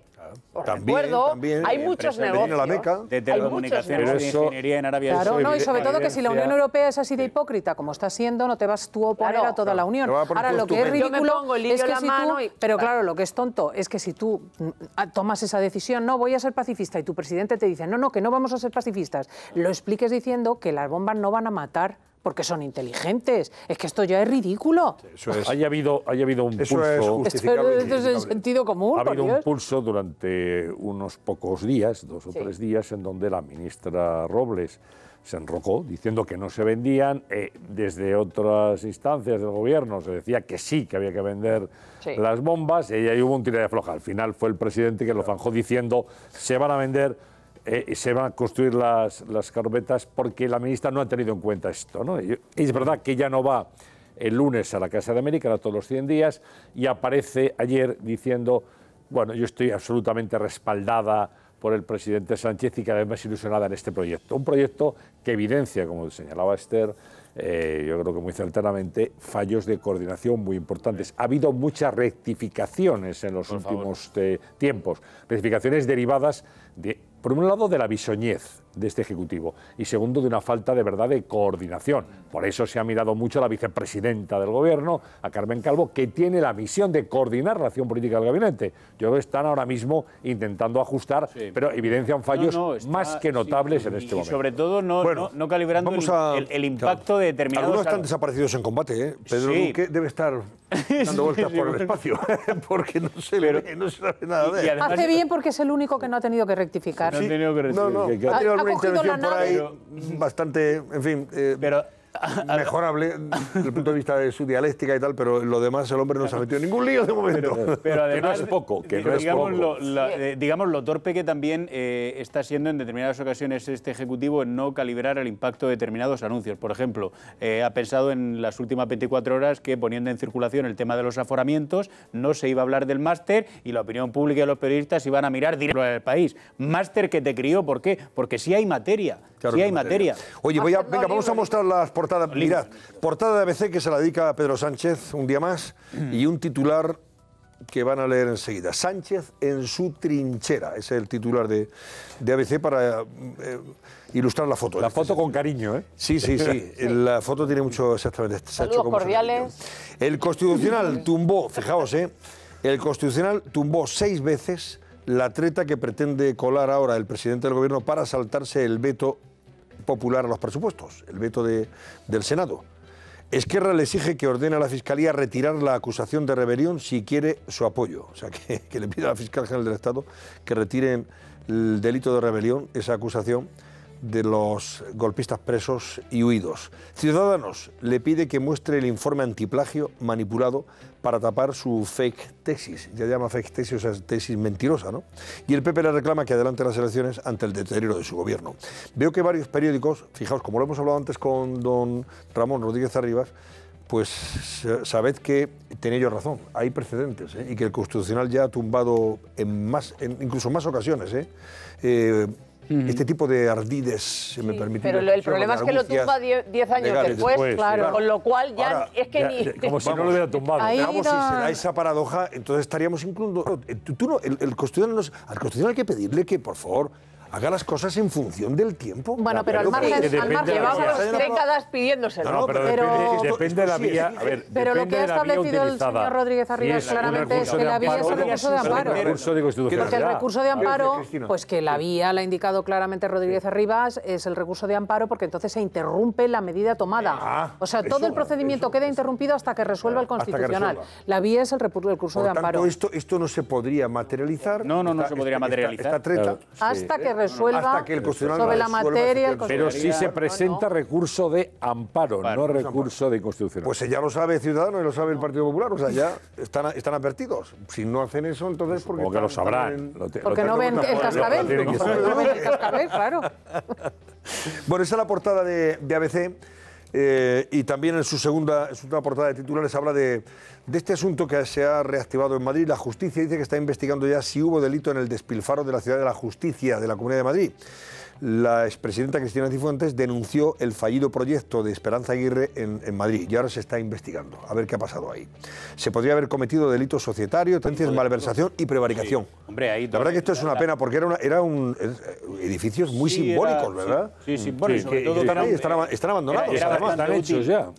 Era bastante útil. Bueno, hay hechas algunas cosas, pero aquí todas las investigaciones preliminares lo que detectaron era que aquellas sociedades estaban llenas de jefes, no había trabajadores. Sueldazos. Se construyó muy poco, unos sueldos en efecto espectaculares y el dinero se tiró no se sabe dónde o no se sabe en qué bolsillo se quedó, que es precisamente en lo que ahora se está avanzando, ¿no? Están viendo si se cayó voluntariamente en algún bolsillo. Aquello es un secarral y las liebres corriendo alrededor de los edificios, ¿no? Con unos Mirad cómo serios ya. La leyenda negra nos persigue. Esto es, iba a comentarte yo, esto es gravísimo. La Universidad de Stanford, Estados Unidos, reniega de Fray Junípero Serra. Fray Junípero Serra, si no recuerdo mal, fue el primer europeo español que pisó California, lo que ahora conocemos California. Él descubrió California. La misión de Carmela de Monterrey. Efectivamente. Además, está la huella de España y de los misioneros españoles está muy presente y muy viva en esa zona de Estados Unidos. Bueno, pues ahora llega a Stanford, esta universidad, y dice que no hay que ponderar la figura de Fray Junípero Serra, del descubridor y evangelizador, por el daño hecho a la población indígena. Y todo esto viene porque, según dice ABC, esta Universidad de Estados Unidos cedió ante una comisión de líderes indígenas actuales y estudiantes que no eran historiadores, pues sí, era una maravilla, ¿no? Que le siguen que reniegue de Fray Junín, pero Sorra, es tremendo esto. Hombre, pero es tremendo que ocurre en Stanford. El gobierno español también tiene que moverse, por favor. Bueno, ahí también hay lobbies de presión. El embajador de España en Estados Unidos pues tendrá que ir a Stanford a explicarle las cosas. Está cambiando ahora el embajador, está cambiando. Pero hombre, desde luego, en una universidad del prestigio como la de Stanford, que está en el top 10 de universidades americanas, que se cree una comisión a estos efectos para revisar la historia y que esté formada por no historiadores, es de aurora boreal, desde luego. Estudiantes que no son historiadores. Son doctorandos. E indigenistas. Sí, indigenistas. Hombre, en fin, va a quedar un poquito sesgado el tema, ¿no? Ya de entrada. Como bien se ve. Ahora, es una pena porque hablamos de un hombre... Lo que me sorprende es que sea en Stanford, como dice... Sí. Hombre, bueno, los lobbies funcionan. Estamos hablando aquí de la Universidad Rey Juan Carlos y tal, y luego vemos en Stanford, madre mía. En todas partes cuestionadas. Y en algunas apaladas. Bueno, pero esto también es una cuestión de lobbies, ¿no? Quiero decir, la figura de Junípero Serra, que en eso somos muy poco orgullosos los españoles de nuestro pasado, es extraordinaria, porque él fundó 9 misiones en los Estados Unidos, es un franciscano extraordinario, hizo muchísimo para la formación de los indígenas, a los que formó en artes, en ciencias, en música. Precisamente fue en ese sentido una figura eminente también en cuanto a su compasión. Entonces es que estamos siendo objeto ahí de un ataque absolutamente ideológico. Y por eso debería ponerse en valor la historia, la verdadera historia en ese sentido, y los historiadores españoles, pues a través del gobierno, a través de la embajada de España en Estados Unidos. Alguien tiene que... Lo primero que tendría que hacer el embajador, de verdad, es una injusticia. Tendría que remitir una impostura desde el punto de vista histórico, esto que los indigenistas están imponiendo. Bueno, dice también a veces en su portada que las empresas huidas de Cataluña facturan más de 100.000 millones de euros. Fíjate lo que está perdiendo, perdiendo. Algo podía quedarse en Cataluña, pero si están fuera de Cataluña, pues eso que no se queda en Cataluña, ¿no? Bueno, según Quintorra no se ha ido ninguna. Y esta noticia, a ver qué os parece, bueno, a todos, a chicas y chicos. Castilla y León, ya sabes que hay ahora mismo una polémica sobre si se debe cobrar porque el cliente se pruebe la ropa en las tiendas. O sea, una vez que te has probado un jersey o te has probado una camisa... Pero sí es absurdo. Sí, que si debe cobrarte o no. ¿Y por qué? ¿En concepto de qué? La medida se ha planteado porque hay alguna mente especialmente iluminada que considera que para ayudar al pequeño comercio lo que hay que hacer es que cuando entra una persona determinada a los probadores se le tiene que cobrar.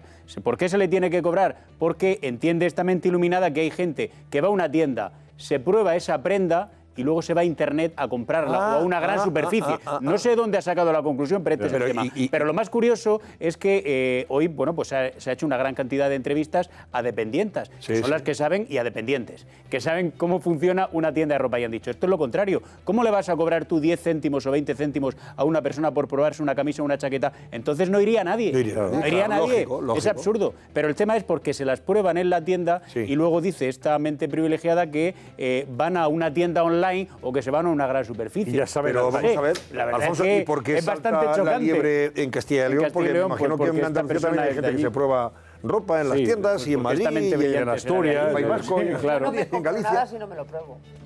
Bueno, yo creo que casi nadie. Pero hombre, y si me dicen no tiene usted que pagar 20 céntimos, digo, pues mire, tenga, que ya me voy a otra tienda donde me lo pruebe. Sí. Bueno, mira, más madera. Voy con la portada del Mundo. La burla de Pedro Sánchez al Congreso, ese ardiz o treta legal para saltarse al Senado y evitar que el PP, con su mayoría en esa Cámara, pueda frenarle sus presupuestos expansionistas y gastosos, dice que vulnera 14 sentencias del Tribunal Constitucional, nada más y nada menos. Hay 14 precedentes desde el punto de vista constitucional que... No está tan claro esto. Bueno, pues ya lo veis, también lo lleva el Mundo igual que ABC en ese sentido.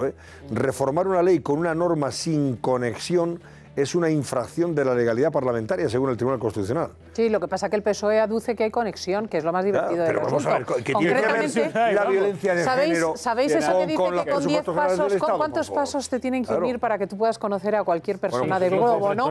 Pues entonces lo que... Exacto, 5 apretones de manos. Lo que dice es que, claro, que para que los magistrados y jueces de la reforma penal que se quería hacer o de la reforma legal aprendan las tesis contra la violencia machista, es preciso presupuesto y para para eso hay que quitar el techo de gasto de los presupuestos generales que se quieren aprobar sin la ayuda del Senado. Sí, pero eso, Cristina, es como admitir el pulpo como animal de compañía. Claro, ahí estamos. Mañana, Antonio... Hay un titular más que también es bastante, en fin, preocupante desde el punto de vista de la calidad democrática. Dice El Mundo que el Partido Socialista ha eludido comprometerse a acatar el dictamen de los letrados de la Cámara. Si ese dictamen es contrario a sus pretensiones, eso sería tremendo. Me parece una burla a la democracia. Ojo, eso es lo que hicieron el 6 y el 7 de septiembre del año pasado en Cataluña. Hombre, claro. Pero pueden. Por favor, bueno, desoír a los letrados de la Cámara. Creo que mañana en Moncloa, tal y como estás diciendo tú, como vienen los periódicos, esto se les pone muy feo. Van a decir en Moncloa lo que decían Tipicol, ¿no? ¿Cómo viene la prensa? Bueno, fíjate si viene la prensa, que El Mundo le dedica al editorial y el editorial del Mundo viene con pedisco. Dice la tentación autoritaria del presidente del gobierno. Ese es el titular, o sea que la cosa viene con pedrisco. Bueno, foto de portada, mira, ahí veis, mira, una cabeza con coleta que destaca en medio de los cascos de los policías y de los supuestos jubilados y compañeros, colegas, fotógrafos, etc. Yo creo que hay más camarógrafos y policías que manifestantes.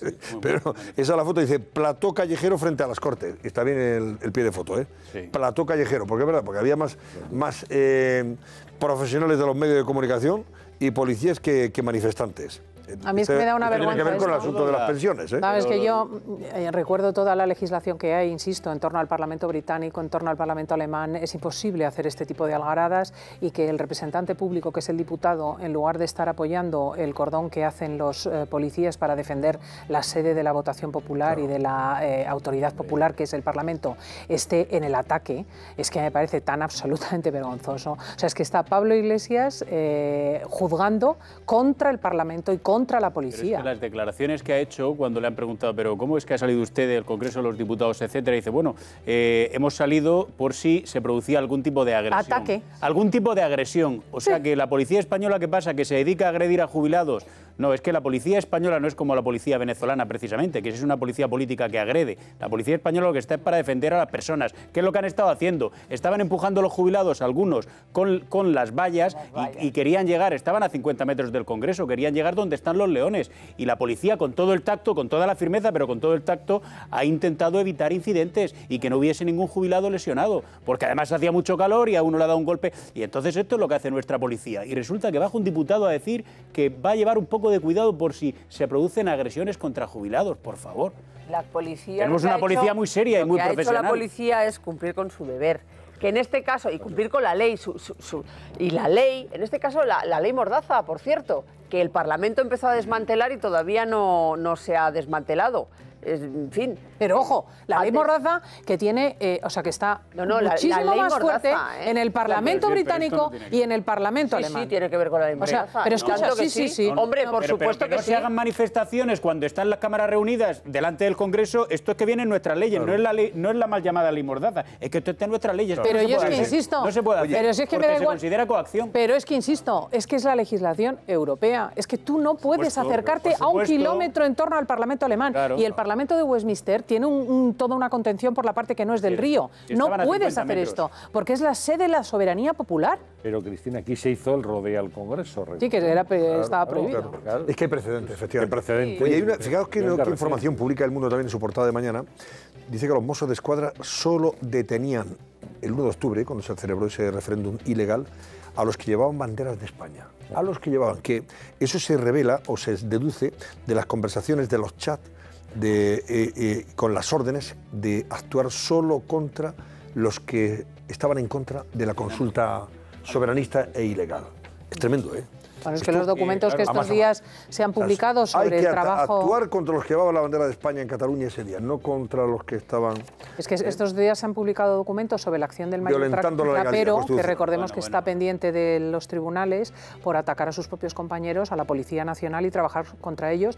Y hemos de recordar que durante aquellos días la principal comunicadora de Cataluña Radio, Mónica Terribas, anunciaba públicamente por la radio los mensajes de aquellos colaboradores nacionalistas que iban denunciando las rutas que hacía la Guardia Civil o la Policía Nacional para impedir su trabajo en la radio pública catalana. Bueno. Oye, otro asunto que también colea y que tiene su lectura, no solamente ya desde el punto de vista de la responsabilidad de este gobierno, también del anterior, la dejación que se ha hecho respecto al adoctrinamiento en las escuelas catalanas. ¿no? Bueno, eso es de hace Dice El Mundo 40 que la años. actual ministra de Educación, que además es la portavoz del gobierno, la señora Cela, tilda de censura vigilar el adoctrinamiento de los manuales. O sea que si tú haces una revisión de esos manuales, de esas asignaturas, en fin, de lo que se hace en algunas escuelas catalanas, que eso es como censura. Como censura, tendrá que haber un control de la calidad. Y además del sistema educativo. repite la señora Cela que no hará nada y dice que el que quiera que vaya a los tribunales. El principal sindicato de funcionarios la acusa de dejación de funciones. Es impresionante. No, esto es una burla de verdad. Hay algunos libros de texto de algunas autonomías que son un absoluto escándalo. Escándalo porque, claro, se tergiversa la historia, la realidad. Entonces, claro, y se hace de una manera además muy burda. O sea, hay libros que son realmente lamentables. La Razón acaba de publicar un texto que se está usando en las Baleares, en uno de los colegios en Ibiza, en el que se explica a los chavales que hay que oponerse al sistema judicial y al sistema policial en nombre de la libertad. Muy bien. Pues para que tú veas, pero eso según la señora Cela, si lo publicas es porque lo has visto, lo has leído, te ha parecido denunciable, pues según la señora Cela lo que estás haciendo es censurar. A mí lo que me parece es que hay una dejación de funciones. No, pero es que además es verdad, pues es que son demasiados años en los que, especialmente en Cataluña y en los libros de texto, y especialmente en los libros de historia, en los libros de historia, al margen de contarse mentiras, es que se hace política. No son libros de carácter formativo, son libros en los que se hace mucha política. ¿Cómo no va a tener que vigilar eso el Estado a través de un control? Voy con la portada del País, que destaca lo del gobierno anulando un impuesto eléctrico y lanzando un bono para calefacción. La ministra Rivera anuncia que facilitará las condiciones para que los consumidores vulnerables accedan a descuentos en la factura. El caso es que el descuento como mucho puede llegar al 2%, entre el 2 y el 3%, ¿no? Es lo que se está barajando y calculando, 2,5% según El Mundo, y otros periódicos hablan de un 3 y algo. Bueno. A mí, insisto, me parece bien el esfuerzo. Otra oye, cuestión todo es lo que sea bajar, mira, oye, que... Yo lo agradezco. Mira, una frase que siempre hemos repetido en este programa. Menos de una piedra. Menos de una piedra, efectivamente. Menos de una piedra, sí. Bueno, también habla de Bruselas, que combina a Ryanair a cumplir la legislación laboral del país donde opere. Hombre, y esta información que va a tener mucha cola y mucha coda en las próximas horas. El libro de Pedro Sánchez y Carlos Ocaña copia párrafos de una conferencia. Es el libro que se publica en base a la tesis o basado en la tesis, pero que además aprovecha una conferencia de un embajador y le copian la fusila de nuevo. La fusilan la conferencia. Como no había tenido bastante. Hasta con falta de ortografía. Es que es verdad, es que la fusilan. Bienvenido, embajador. Hable. Hasta con falta de ortografía la fusilaron. Como no había tenido bastante con la tesis, también el libro. O sea, que y lo mejor la reacción tremendo. de Moncloa, que nos recordaba antes Ángel Expósito, dice, en la reedición del libro. En próximas ediciones. Lo subsanaremos. Lo subsanaremos. Claro, ahora ya, yo creo, no sé por qué razón lo publica El País, no tengo ni idea, porque yo no lo sé, no era su línea editorial, había protegido bastante al presidente. Entre otras cosas puede ser porque el embajador en Australia está haciendo declaraciones y comentando que a él nadie le ha preguntado nada, que esa conferencia la había organizado Pedro Sánchez y que se la han copiado y se la han fusilado, claro. A ver qué van a hacer. Es que es tremendo, ¿eh? Es tremendo. Voy con La Razón. Destaca La Razón que el Pacto de Toledo estalla mientras los jubilados rodean el Congreso. Los pensionistas se revuelven. Unas decenas. Los pensionistas se revuelven contra el gobierno social. El gobierno social era el de Sánchez, claro. Piden garantizar por ley que sus nóminas se liguen al IPC, lo que supondría 1.300 millones de euros más por cada punto de su vida. Y Sánchez animaba en marzo a que salieran a la calle. Así que ahora hoy han salido a la calle y se han vuelto contra él. Ahora anima a que se queden en casa. Eso. También ha coincidido que Solchaga decía ayer, ¿no?, que muy la mayoría de los pensionistas no han pagado la pensión que recibe. Es una declaración muy desafortunada. Vino a decir, ¿no? Vino a decir sí, lo que han pero ahora eso tenía...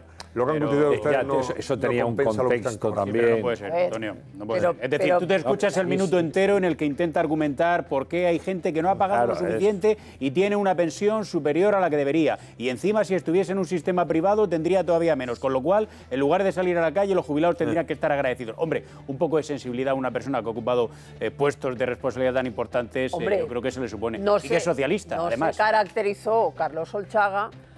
Te recuerdo que los socialistas del PSOE le tenían un gato horroroso porque le consideraban un neoliberal peligroso. O sea Bueno, que, oye, no sé, nunca se caracterizó por ser el tío más sensible ni del partido ni del gobierno. Hombre, hay que recordar que hay gente que tiene 700 euros de pensión.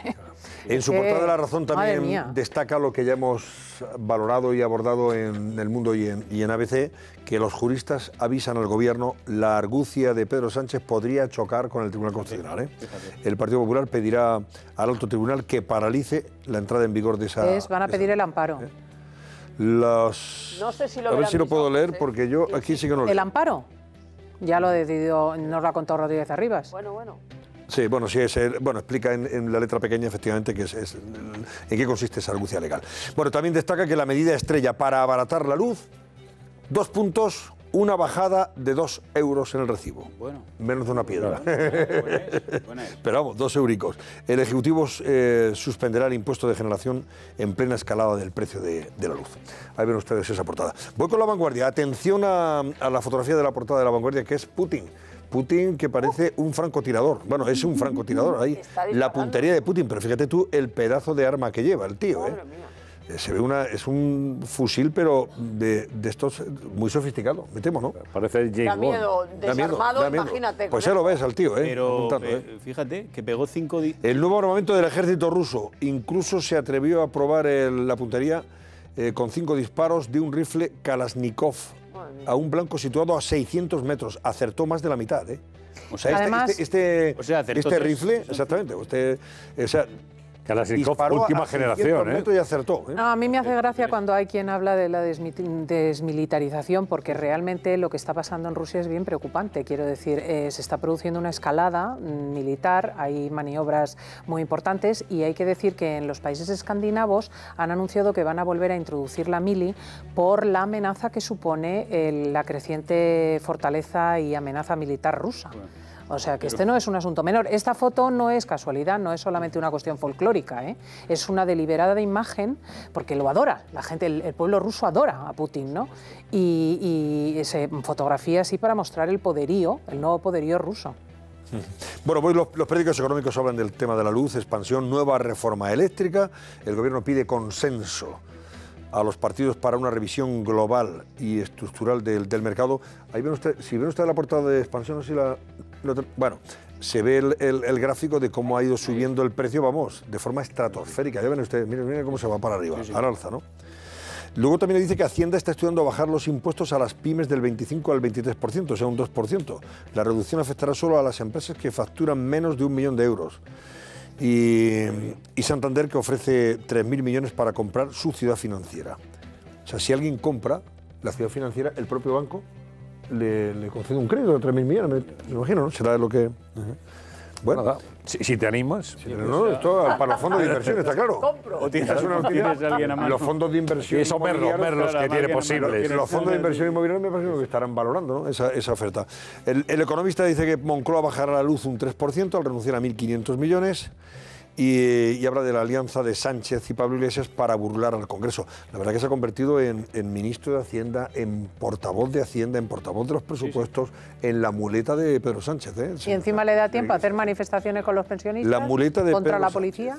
Ya está. El Constitucional no tendrá sentencia hasta dentro de 2 años, dice. Sentencia, sí. El economista. Pero el recurso de amparo puede interrumpir la ejecución del procedimiento. Puede, pero no siempre interrumpe, insisto. No, claro. Yo he visto recursos de amparo en el Congreso. Sí, que han tardado. En el Congreso, porque no se tramitaban, porque tal y cual, y no se ha actuado. Claro. Y si entran no se ha suspendido. en la página web de COPE a esta hora de la noche, pues van a ver noticias como estas. El gobierno suprimirá el impuesto de producción eléctrica del 7% para rebajar la factura de la luz, o esas declaraciones o palabras de Carlos Herrera hoy en su programa Herrera en COPE, cuando ha hablado del doctor Sánchez, que empieza a ser ya el doctor fraude o el doctor trampas. Entre otras cosas. Bueno, señores, vamos a hacer la última pausa. Volvemos para recordarles cómo cierra nuestro barómetro y que va a ser noticia hoy jueves. Venga.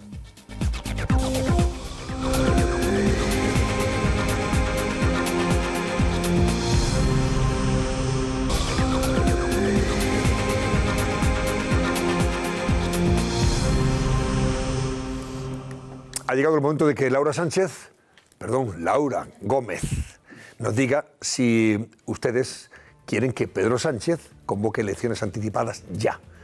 Pues, Laura Gómez, venga. Pues, Antonio, resultado muy ajustado el de nuestros espectadores. Hoy convocará Pedro Sánchez elecciones anticipadas, pues el 45,9% de nuestros espectadores piensa que sí, frente a un 54,1% de ellos que opina que no lo hará, que no convocará elecciones anticipadas. Así que ya ves, resultado muy ajustado hoy. Bueno, pues eso es lo que han decidido ustedes en ese barómetro. ¿Y hoy qué va a ser noticia? Gracias, Laura. ¿Qué va a ser noticia hoy, Susana Ollero? Pues vamos, Antonio, con nuestra agenda de hoy jueves, que ya es jueves 20 de septiembre. Y la arrancamos en la Comisión de Justicia del Congreso, que va a estudiar si admite o no a trámite la discutida enmienda del Gobierno de Pedro Sánchez para burlar el veto del Senado a ese objetivo de déficit que ha provocado que el Partido Popular haya pedido el amparo de la Cámara. Además, estaremos muy pendientes de los titulares que nos dejen los expresidentes Felipe González y José María Aznar, porque mañana tienen un acto en el que van a celebrar el 40 aniversario de la Constitución y ya saben que siempre nos dan muy buenos titulares. Y por último, Pedro Sánchez va a asistir en Salzburgo a esa cumbre europea de jefes de Estado y presidentes del Gobierno. Antonio. Bueno, pues ahí puede preguntar, por ejemplo, el señor Sánchez a sus colegas europeos si tiene sentido esto de la unidad política, teniendo en cuenta lo que está pasando entre Bruselas o Bélgica y España con las jurisdicciones de uno y otro país. El ninguneo de la justicia belga Hombre, es que contra la jurisdicción española. a lo del espacio europeo de justicia hay que darle una vuelta. Por eso. Porque no está funcionando. Bueno, adiós, Alfonso Merlos y Esther Jaén. Gracias, buenas noches. Adiós, Antonio San José. Adiós, buenas noches. Y hoy te tengo que despedir, Cristina López Listin, hasta el sábado. Hasta el sábado y el domingo, en fin de semana de COPE, efectivamente. Claro, a partir de las... Es que voy mañana a la presentación del nuevo libro de Isabel San Sebastián, por eso he venido hoy antes. Amiga mía. Que tiene una novela medieval sobre el Camino de Santiago, absolutamente recomendable. O sea que tienes una cita importante mañana por la noche. Pues nada, disfrútalo y dé usted recuerdos a nuestra amiga Isabel San Sebastián. Que le vaya muy bien ese libro, por supuesto. Hasta dentro de un ratito, o sea, a las 10:30 aquí en 13. Ahora disfruten de la peli. Venga.